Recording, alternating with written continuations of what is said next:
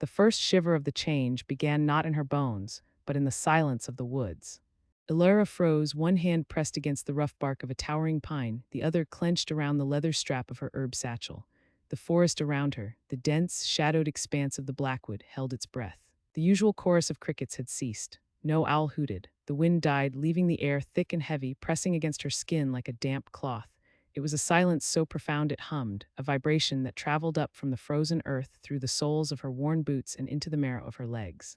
The moon wasn't full yet. It was a waxing gibbous, a cruel, grinning sliver of silver visible through the skeletal branches overhead. Too early. It was always too early, and yet never early enough to escape. A low, guttural growl tore through the quiet, so close the sound seemed to originate inside her own skull. No, not now, please, not now. Her heart hammered against her ribs, a frantic bird in a cage of bone. She could smell it now, the coppery tang of impending transformation, the sour scent of her own fear cutting through the clean, cold aroma of pine and frost. It was a smell that belonged to the monster, not to her. Not to Elara, the quiet herb gatherer from the fringe village of Pinewatch, the human girl who kept to herself and spoke only when necessary, the girl who had spent 8 long years building a wall of silence around the truth. Her knuckles turned white against the tree. Breathe, just breathe through it. You've done this before, you've stopped it before. But the denial was a thin shield against the rising tide. A sharp, hot pain lanced through her jaw, a precursor to the reshaping. She bit down on her tongue until she tasted blood, the human metallic flavor a desperate anchor. Crunch, the sound of a boot on frozen bracken 20 paces to her left, not an animal, too deliberate. Thought I caught a strange scent on the wind, a male voice said, deep and laced with a predatory amusement that made her blood run cold. Something sweet and something rotten. Elara didn't move, didn't dare turn her head. She knew that voice, knew the aura of dominance that rolled off him in waves, a pressure that made the wolf inside her cower and snarl in equal measure. Kieran. Beta of the Shadow Moon Pack and the Pack's chief enforcer. His presence here on the unclaimed borderlands between Pack territory and human settlement could mean only one thing, a hunt. Just gathering winter moss, sir, she said, forcing her voice into a thin, reedy whisper, the voice of a frightened human girl. She gestured weakly with her satchel. For the village healer, I'll be on my way. Will you now? Another footstep closer. She could hear the soft creak of his leathers, the almost imperceptible shift of muscle beneath clothing. Your scent tells a different story, little rabbit. It's conflicted. Fear, yes. But beneath it, he inhaled deeply, theatrically. Power, a dormant feral kind of power, smells like stolen heritage. The word stolen hit her like a physical blow. The pain in her jaw intensified, a deep, grinding ache. She felt a molar loosen. No, not in front of him, never in front of one of them. I don't know what you mean, she whispered, beginning to edge away, keeping the tree between them. The forest remained eerily silent, as if every living creature was hiding from the beta's presence. Liar, the word was a whip crack. He moved with blinding speed, not a full shift, but with a wolf's grace circling to block her path. He was a mountain of a man, with eyes the color of a storm-washed sky, currently gleaming with predatory interest. His gaze swept over her, her plain woolen dress, her practical cloak, her face deliberately smudged with dirt to obscure her features. It lingered on her eyes, which she kept downcast. You've been hiding here on the edge of our lands for what? Years, thinking your little human act could fool a wolf's nose. I am human, she insisted, the lie tasting like ash, another bolt of agony, this time in her spine. It straightened her posture against her will, a subtle lengthening. A soft, traitorous pop sounded from a vertebra. Kieran's smile was all teeth.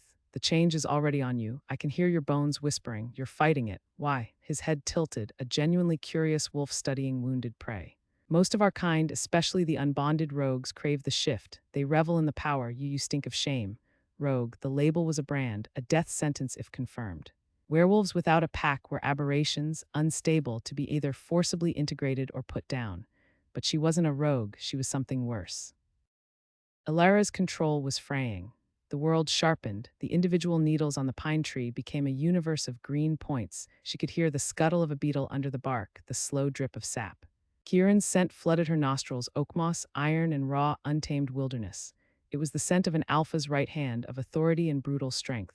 The wolf inside her, the thing she had kept caged for 8 years since the first terrible, bloody change at 16, stirred with a potent mix of terror and a deep, forbidden attraction. The hunter-slash-prey dynamic was a live wire in the space between them. Leave me alone, she gritted out, her voice dropping, roughening. It was becoming harder to form words. her canines pressed insistently against her lower lip. Or what? Kieran took a final step, now only an arm's length away. His dominance crashed over her, a demand to submit, to drop her gaze and bare her throat. The wolf in her wanted to. The human, the girl who had run and hidden and lied, rebelled. You'll shift, go on then, let's see what you are. Show me your teeth, little rabbit, prove you're not just a stolen, mangy thing. The insult was the trigger, the last thread of her restraint snapped. A raw, ragged scream was torn from her throat, half human, half beast. It echoed through the dead-silent Blackwood. The transformation didn't come in a wave, it was a detonation. Crack. The sound of her collarbone breaking and reforming was a sickening gunshot in the stillness. She fell to her knees, her satchel spilling dried herbs onto the frost. Agony, white-hot and all-consuming, raced along every nerve ending. Her skin burned as if dipped in acid, then itched insanely as coarse, dark gray fur erupted from the pores. The sound was like Velcro ripping, a million tiny tears. Her bones were a symphony of breaks and reknits, snaps, crunches, wet grinding pops that made her want to vomit. Her jaw unhinged with a loud pop, lengthening, her human teeth falling out in a bloody spray to be replaced by long, sharp fangs that sliced her own gums. The horror was visceral, a prison of her own flesh being violently remodeled from the inside out. Through the haze of pain, she saw Kieran's amused expression shift to one of intense scrutiny. He didn't help, he didn't attack. He just watched, a scientist observing a fascinating, messy experiment, her dress shredded. Muscles writhed and bulged, reconfiguring. The world narrowed to scent and sound and torment. The final, worst part was the mind, the human consciousness being swamped by a rising, red-tide instinct. The curse wasn't just the body. It was the loss of self, the addictive, terrifying rush of pure power and the simultaneous horror of the self drowning in it. When it was over, she was on all fours, panting, ropes of saliva dripping from her maw onto the frozen leaves. She was a wolf, but not like the shadow moon wolves she'd glimpsed from a distance. She was leaner, built for endurance over brute force, her fur a unique mix of storm cloud gray and silver, like moonlight on ash. And her eyes, when she lifted her head to meet Kieran's gaze, were not the gold or blue of his pack, but a piercing, luminous silver. Kieran's own eyes widened. All trace of mockery vanished, replaced by stark, utter shock. He took an involuntary step back. Silver fur, he breathed, the words a reverent, horrified whisper. Silver eyes, by the blood of the first wolf, it can't be. The line was extinguished. He was talking about a legend, her legend, the truth she had been silenced to protect. Before he could say more, a new sound cut through the night, the distant, mournful howl of a wolf, but this one carried a note of command so absolute it vibrated in the air. It was a sound that spoke of ancient forests and unchallenged rule. It was followed by others, a chorus closing in from all directions. The hunt was converging. Kieran's shock hardened into grim purpose. He looked from her to the direction of the howls, conflict warring on his face. The alpha was calling, the pack was coming. They can't find you, he said, his voice urgent now. Not like this. If he sees you, he shook his head as if dispelling a nightmare. Run deeper into the Blackwood, to the old stone river. Run. The command in his voice brooked no argument, and the newly shifted wolf inside her, still trembling with the aftershocks of the change, obeyed the beta's order. She turned and fled, her powerful limbs carrying her silently over the rough terrain, the silver gray of her coat a ghost in the shadows. She ran until her lungs burned, the sounds of the pursuing pack growing fainter behind her. Finally, she reached the rushing, icy water of the stone river, a wide, shallow torrent filled with smooth, dark rocks. She collapsed on the far bank, hidden by a thicket of thorns, the wolf form melting away as suddenly as it had come. It left her naked, shivering and racked with pain, curled on the frozen ground, human again, weak, exposed. The silence returned, but it was different now. It was the silence of a secret shattered. As she lay there, teeth chattering, three realizations pierced the fog of her exhaustion, each a mystery hook sunk deep into her fate. First, Kieran had recognized her, not as a rogue but as something specific, something tied to a line that was supposed to be extinguished. Second, he had been afraid for her, not of her but for her. The most feared enforcer of the Shadow Moon pack had helped a rogue escape his own alpha's hunt. Why? And third, as she replayed his stunned words, she remembered the old, forbidden tales her mother had whispered before the end, tales of a royal lineage with fur the color of moonlight and eyes like polished silver. A lineage slaughtered in a coup a generation ago. The sound of the hunt had faded, but a new sound replaced it. A single set of footsteps, slow, deliberate, and impossibly heavy, approaching her hiding place. They stopped on the other side of the thorn thicket. The air grew thick, saturated with a dominance that made Kieran's feel like a gentle breeze. It was a pressure that demanded worship, that pulled at the very wolf essence inside her, the broken pieces of the curse she bore. A voice spoke. It was deep, calm, and carried the weight of centuries. It was the voice from the commanding howl. It was the sound of fate finally catching up. I can smell your fear, the Alpha King, Ronin of the Shadow Moon Pack said, his tone not angry but profoundly, dangerously curious. And I can smell your blood, a blood that has no business being in my woods or in a human shell. Show yourself, Elara closed her eyes, the cliff's edge beneath her. There was nowhere left to run. The 8 years of silence were over. The world had shrunk to the cold, damp stone beneath her knees and the crushing pressure of his presence. It was a physical weight, a storm front of dominance that stole the air from her lungs and the strength from her trembling limbs. Elara, naked, shivering, and utterly exposed, could not lift her head. Her human senses, so carefully cultivated over 8 years of silence, were screaming. The scent of him, pine, frost, and raw, untamed power filled her nose, her mouth, a taste as potent as lightning. Look at me. Alpha Ronin's voice was not a shout. It was a low, resonant command that vibrated through the very rocks of the riverbed. It bypassed her ears and spoke directly to the terrified creature cowering in the marrow of her bones. Her wolf, the silver ghost she had starved and shackled for so long, whimpered in a far corner of her soul. It wanted to obey, it wanted to bare its throat. Elara clenched her jaw, her wet hair a dark curtain hiding her face. She focused on the sensation of the river's mist on her skin, the gritty texture of the stone under her palms. Human, I am human. Just a girl from Pine Watch, lost and afraid. It was the only shield she had left, and it was tissue-thin. A soft, crunching step. He was moving closer. The sound of his boots on the wet stone was deliberate, unhurried. A predator who knew the chase was over. I said, he murmured, his voice now dangerously close, look at me. The compulsion in his tone was a hook in her gut. Her head lifted against her will, muscles straining as if pulled by wires. Her gaze traveled up from worn leather boots, over strong legs clad in dark trousers, past a lean torso wrapped in a simple tunic that did nothing to conceal the lethal power beneath, and finally to his face. Alpha Ronin was not what she had expected from the stories whispered in Pine Watch about the forest lords. He was not a grizzled monster. He was young, perhaps in his prime, with sharp, aristocratic features that seemed carved from the same granite as the mountains. His hair was the color of a raven's wing, tied back from a face dominated by eyes of a pale, piercing gray, the color of a winter sky just before a storm. They held no mercy, only a deep, unsettling intelligence that was currently dissecting her. He did not leer at her nakedness. His scrutiny was clinical, total. He was cataloging every scrape, every bruise from her frantic flight, the way her ribs heaved with panicked breath, the pallor of her skin. His nostrils flared slightly. Your scent is a lie, he stated, his head tilting a fraction.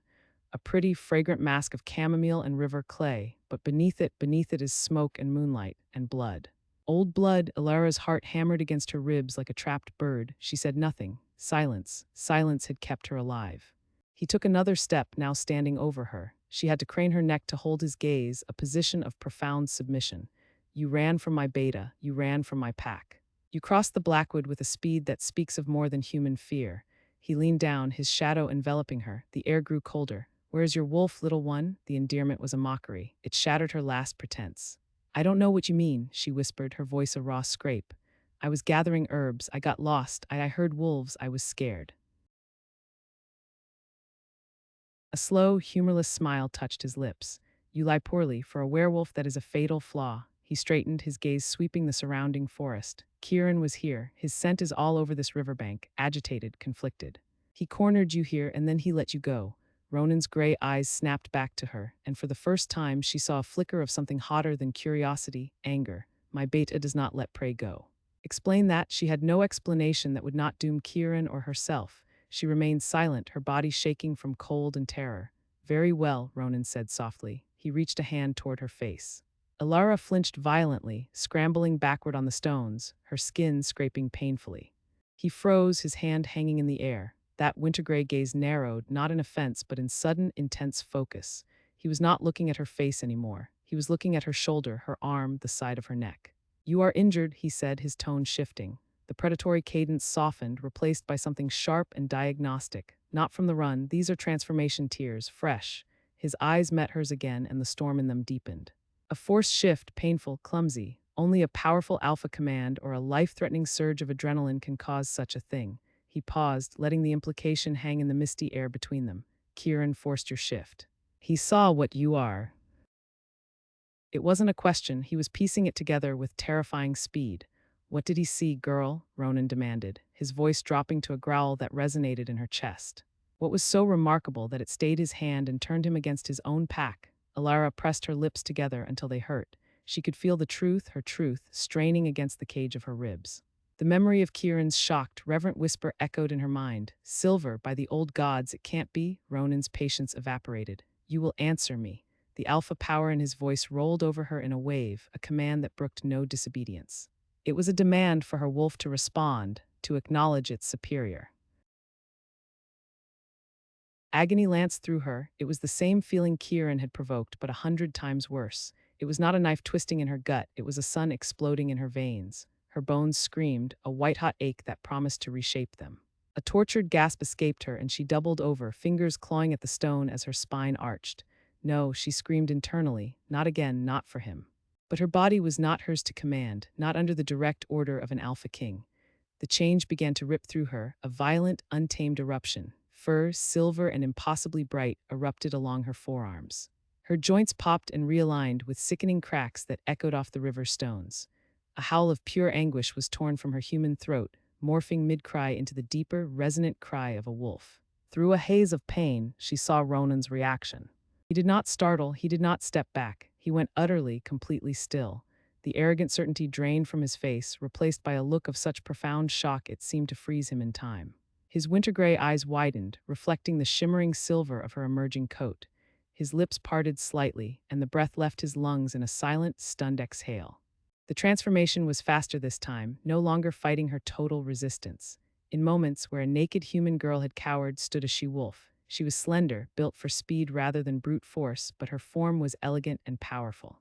And she was, from the tip of her nose to the plume of her tail, a luminous, sterling silver. Her eyes, now wolfen, glowed with the same pale, moonlit luminescence. The silence that followed was absolute, broken only by the rush of the river and her own panting breaths. The mist seemed to cling to her silver fur, making her gleam like a phantom. Ronan finally moved. He took one slow, deliberate step forward, then another, his eyes never leaving her. The anger, the suspicion, was gone. In its place was a reverence so potent it was almost frightening. He slowly, carefully, sank to one knee on the wet stone before her, bringing his eyes level with hers. Argentum, he breathed, the word a prayer and a revelation. The silver line, the royal blood. It was not a myth. Elara, trapped in her wolf form, could only stare. The instinct to flee was gone, smothered under the weight of his awe and the sheer exhaustion of her spirit. Her wolf, however, felt a different pull. This powerful alpha was kneeling before her. The stories said you were all slain, Ronan continued, his voice hushed as if in a sacred space. Wiped out in the Crimson Coup, every last pup of the Argentum line. A purge to end the old ways, to shatter the Moonstone throne. His gaze traveled over her, drinking in the living proof of history. They lied or they failed. He reached out a hand, not in command, but in offering. Shift back, please. I will not compel you again, you have my word. The promise in his words, the stark change in his demeanor, was more disorienting than his earlier threat. Cautiously, feeling the ache in every molecule, Elara willed the change to reverse. It was less painful this time, a slow receding of the wolf rather than a violent banishment. Soon, she was human again, kneeling on the stone, arms wrapped around herself for warmth and modesty. Ronan immediately shrugged off his own outer tunic, a thick woolen thing, and held it out to her. It was a simple, pragmatic gesture, but one that spoke volumes. She took it with trembling hands, pulling the heavy, warm fabric around her. It smelled overwhelmingly of him, pine and frost and alpha. What is your name? He asked, still kneeling before her. Elara, she whispered. Elara, he repeated, testing the sound. How long what? How long have you been hiding? Suppressing your wolf? She looked away, toward the dark line of the trees where Kieran had vanished. Since my first change, 8 years. A low sound, almost a growl of disapproval, rumbled in his chest. 8 years of silence, no wonder the shift was agony. You have been at war with your own soul. He paused. Your mother. Your family, gone, all gone. My mother, she told me the stories, the old tales of the silver wolves. She told me to never, ever let the wolf show, to run if I was ever discovered. She said they would kill me for what I am.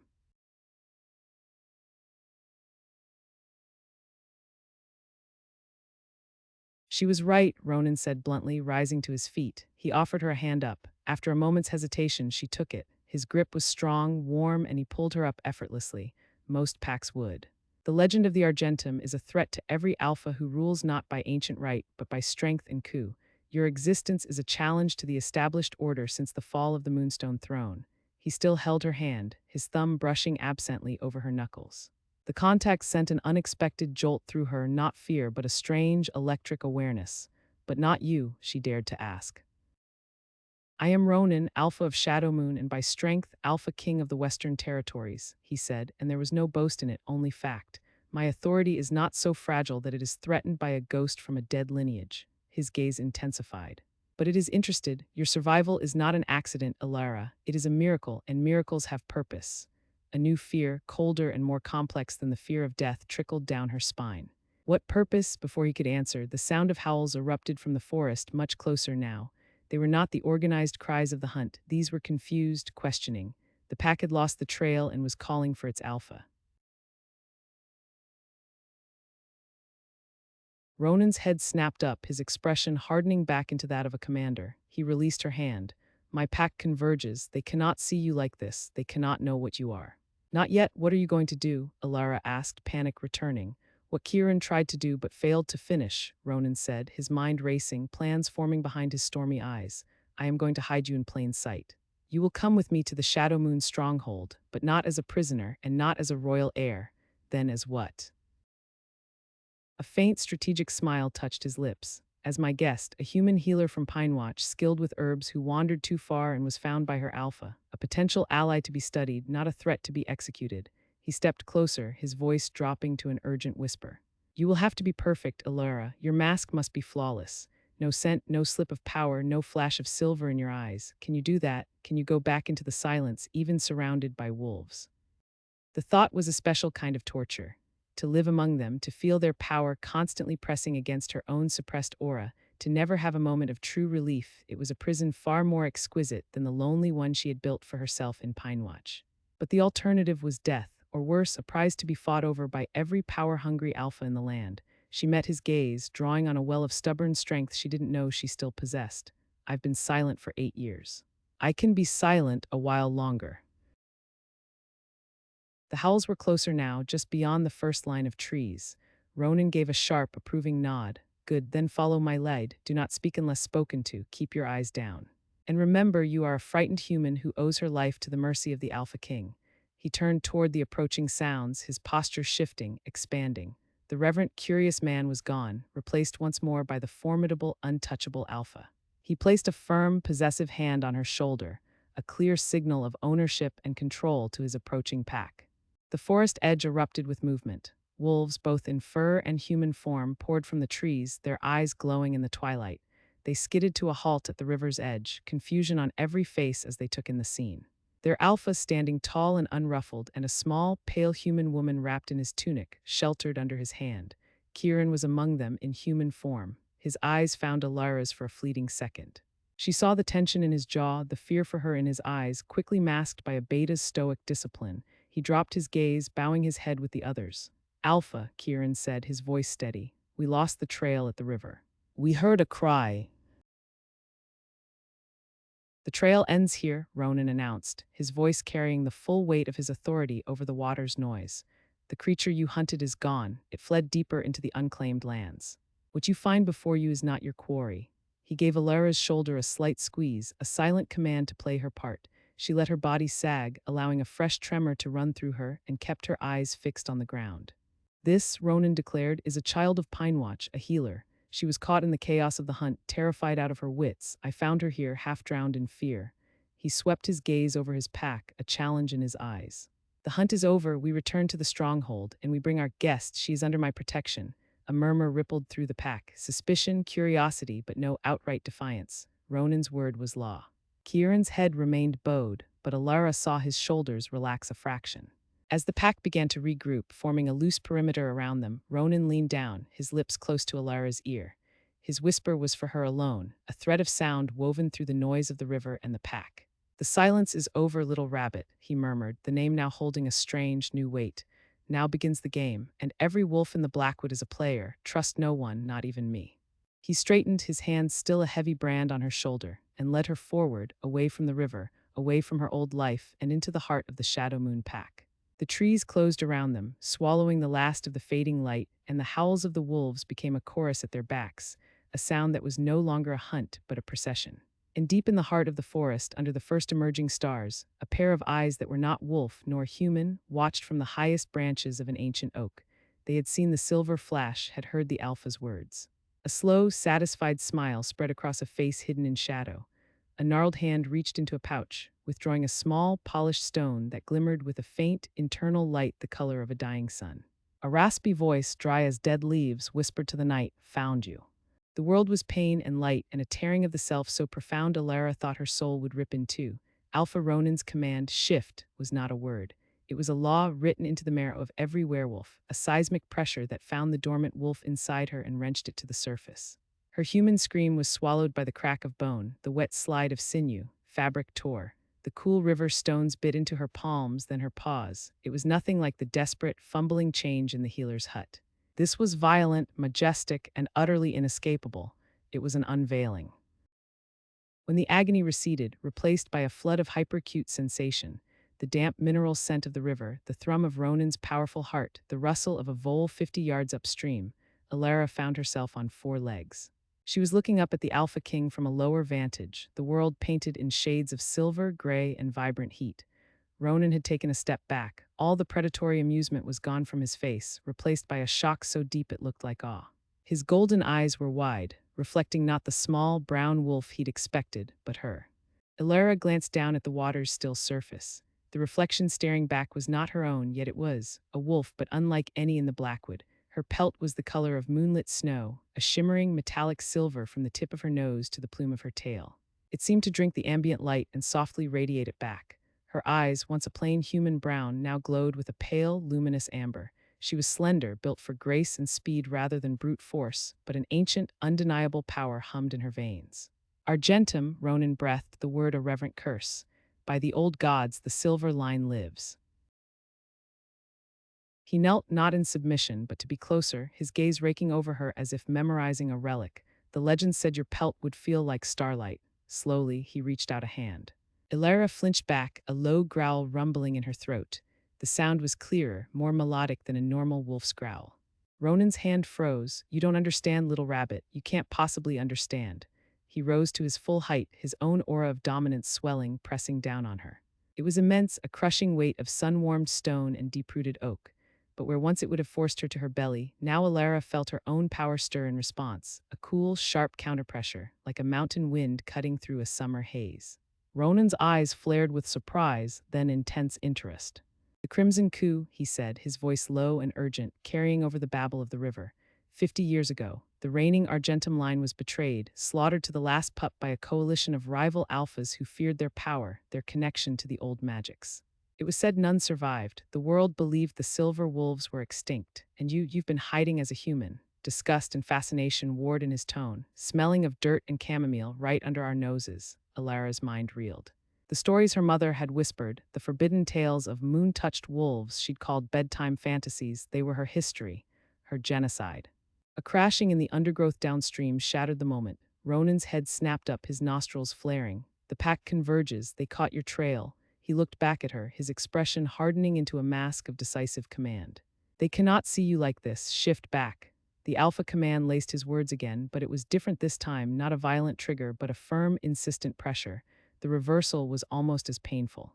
Elara collapsed onto the stones as her wolf form receded, leaving her human, naked, shivering, and utterly exposed in the mud and shallow water. Ronan didn't hesitate. He shrugged off his heavy leather tunic and in one swift motion wrapped it around her. It was warm from his body and smelled overwhelmingly of him, Alpha Forest Storm. Before she could react, he scooped her up into his arms as if she weighed nothing.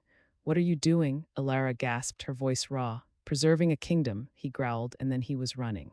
He moved with preternatural speed, not back toward Pinewatch, but deeper into the heart of the Blackwood, away from the sounds of the approaching hunt. The forest became a blur of shadow and trunk. Elara, clutched against his chest, could only hear the drum of his heart and the wind screaming in her ears. They did not stop until they reached a place where the ancient trees grew so thick they blotted out the sky. In the side of a mossy granite outcrop was a cave entrance, hidden by a curtain of thick ivy. Ronan ducked inside, carrying her into a small, dry cavern. A faint, phosphorescent moss provided a ghostly light. He set her down on a bed of dry ferns near the back. "Stay, do not move." Do not make a sound, he commanded, his golden eyes boring into hers. Then he was gone, the ivy swaying silently behind him. Elara huddled in the tunic, her mind a storm. The Alpha King knew, he knew everything, and he had hidden her. Why? Her thoughts spiraled to Kieran. The Beta had helped her, had seen her shift, had he known what she was. Was that why he'd broken protocol? Minutes stretched into an eternity. She heard distant howls, sharp and questioning. Ronan's answering roar, a sound of pure authority that vibrated through the stone beneath her, cut through the forest. The trail ends at the river. The human is gone, likely drowned or taken by the current. Call off the search. There were rumbles of discontent, but they faded. The Alpha's word was law. Silence descended deeper than before. Then the ivy rustled. Ronan stepped back in, followed closely by Kieran. The Beta's face was a mask of controlled tension. He took in Elara's state, wrapped in Ronan's tunic, sheltered in the Alpha's private den, and his jaw tightened. You found her, Kieran stated, his voice carefully neutral. I did, Ronan said, not taking his eyes off Elara. And I discovered why my Beta disobeyed a direct order. Why he let prey run. Kieran dropped to one knee, bowing his head. My Alpha, you recognized her, Ronan interrupted, his tone leaving no room for deception. You saw her shift, you knew she was Argentum. Kieran's head jerked up, his eyes flying to Elara's in shock.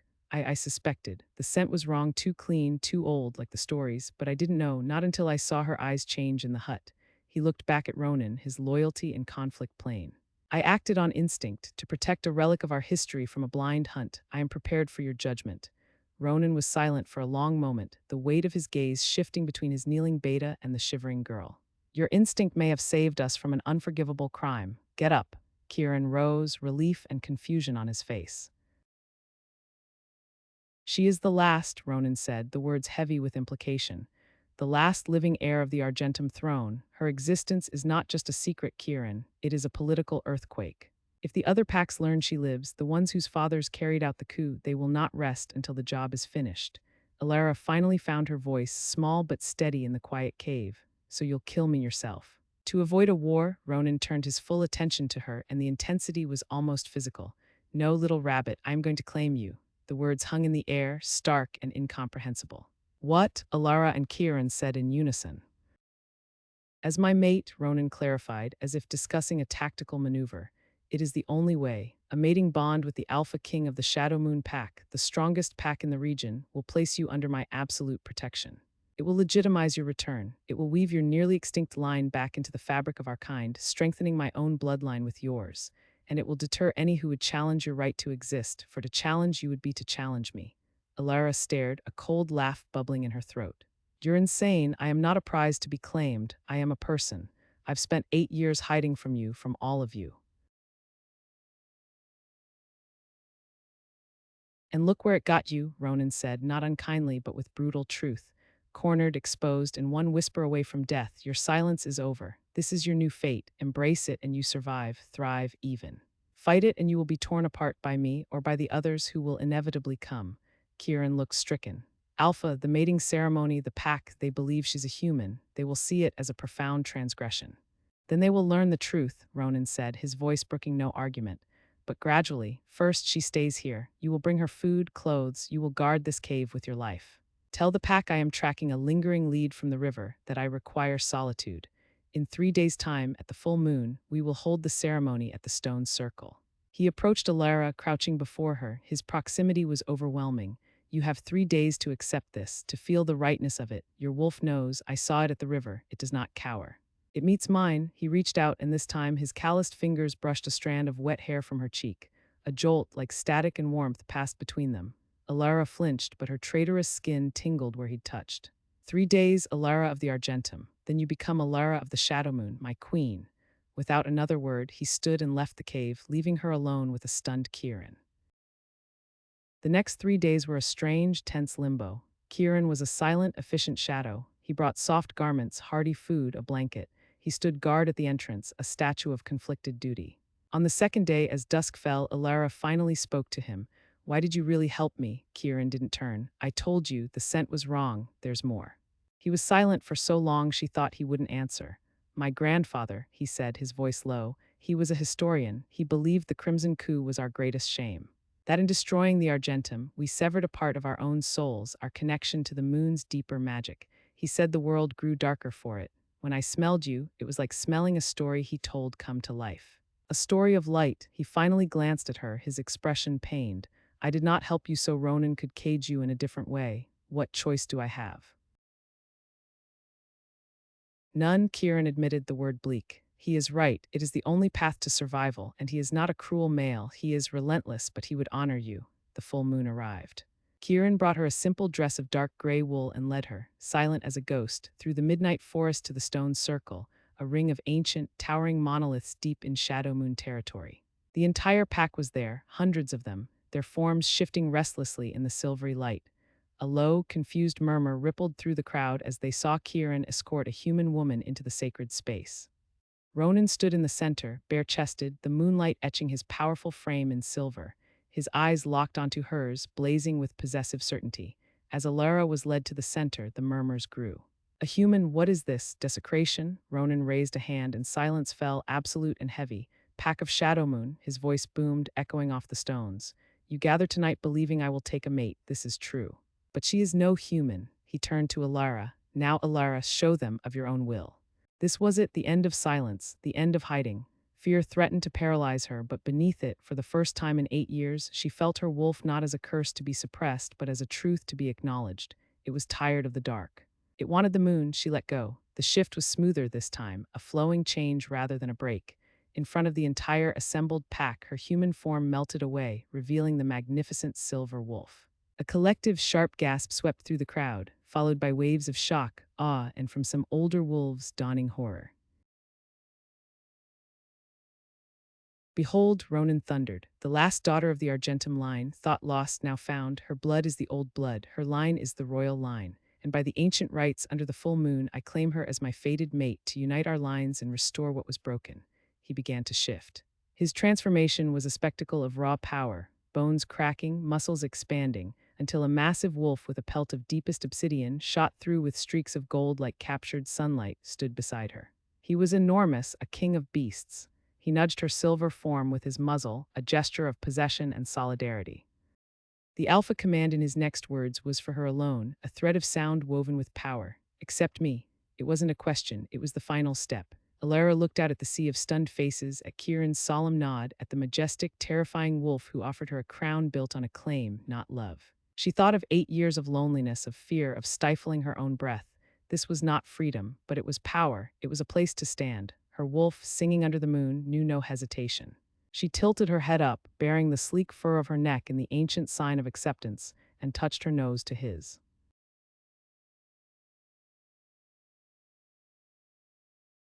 A shockwave of energy exploded from them, a silent pulse of light and power that rippled out through the circle, making the stones hum. The mating bond snapped into place, a golden, unbreakable thread in her soul tying her to him. Through it, she felt the staggering depth of his will, his ambition, his fierce, instant protectiveness. And he felt her fear, her resilience, her long-buried grief. The pack, feeling the rightness of the bonded power settle over the circle, had no choice. One by one, then in a rushing wave, they lowered themselves. Wolves bowed, humans knelt, a forest of heads bent before the silver wolf and her shadowed king. Ronan shifted back to his human form, and Elara followed, the dress settling back onto her now human body. He took her hand, lifting it high. His voice, now quieter but carrying to every ear, held a final, undeniable truth. All hail Elara of the Argentum, your Luna, your queen. The howl that rose in response was not one of mere obedience, but of awe, of a legend walking among them. It shook the very leaves from the trees. Later, in the Alpha's chambers, a spacious room of stone and wood, with a vast window open to the moon, Elara stood alone with Ronan. The bond between them was a live wire, humming with the night's events. It is done, Ronan said, approaching her. The predatory edge was gone, replaced by a simmering, focused intensity. You got what you wanted, Elara replied, her voice tired. He corrected, stopping before her. We got what we needed. He cupped her face, his thumb stroking her cheek. The touch sent warmth spiraling through the bond. The silence is over, little rabbit. Now we make history together. He leaned down and his lips met hers. It was not a kiss of tenderness, but of sealing, of conquest and claim. And as the full moon shone down on the Blackwood, Elara, the last silver wolf, kissed him back, not as prey, but as a queen. Her 8 years of silence were over. The howl had begun.